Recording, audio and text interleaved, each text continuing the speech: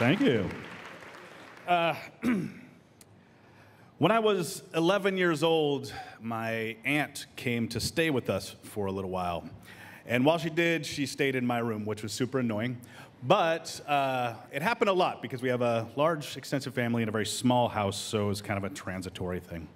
She was there for about 3 weeks, and my aunt was a lesbian. She probably still is. I haven't talked to her for a couple weeks, but pretty sure that sticks. When she left and I got back into my room, I noticed that she had left a box in my closet. And I was a very curious boy and apparently had no regard for privacy or personal property, so I locked my door and went through the box. To say that this box altered my life would be an understatement. It completely changed the course of my life and who I am as a human being to this day.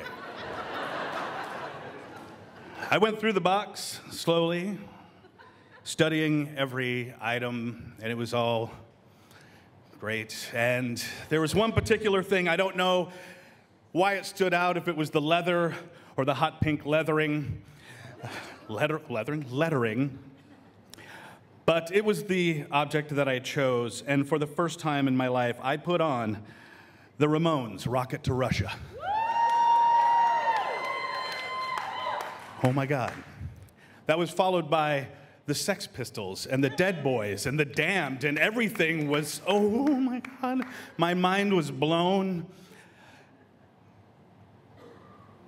I couldn't, it resonated with the tiny little angry idiot inside of me so much. And I started compiling them on tapes in case my aunt came back to get her records. And I was so excited that the next day I could go to school and tell all of my friends what I had discovered. And it was around 1 o'clock in the morning where I woke up suddenly and thought, oh my God, I can't tell them this because I had just become the #1 fan in the world of lesbian music. And at 11 years old, I was not prepared to come out.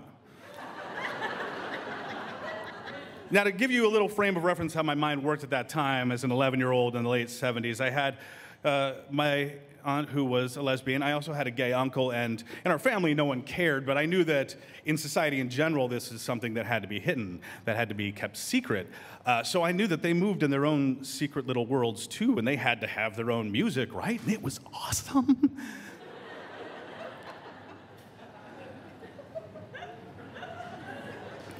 What I failed to recognize at the time is that the most popular music in the homosexual community was also the most popular music everywhere. It was just disco, which made the next part funny because I was disguising all these tapes.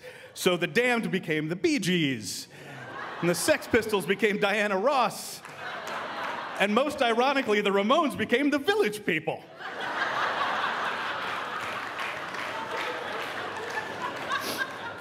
And so for the next few months, I would listen on my Walkman to these tapes in my own tiny little lesbian world until I slowly came to the realization, which you probably came to very quickly, that I was the world's dumbest boy.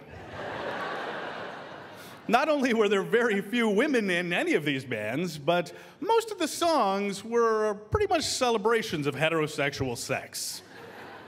And so I decided I would share the music with my friends, and most of them did not like any of it at all. 98% of them hated it, but every once in a while, someone would come over and they would listen to the music with me, and I could see the light in their eyes and the joy of this newfound discovery of this great, important thing, and we could share something, and we would dance around, and we would play air guitar and try to learn the words secretly so our parents didn't hear.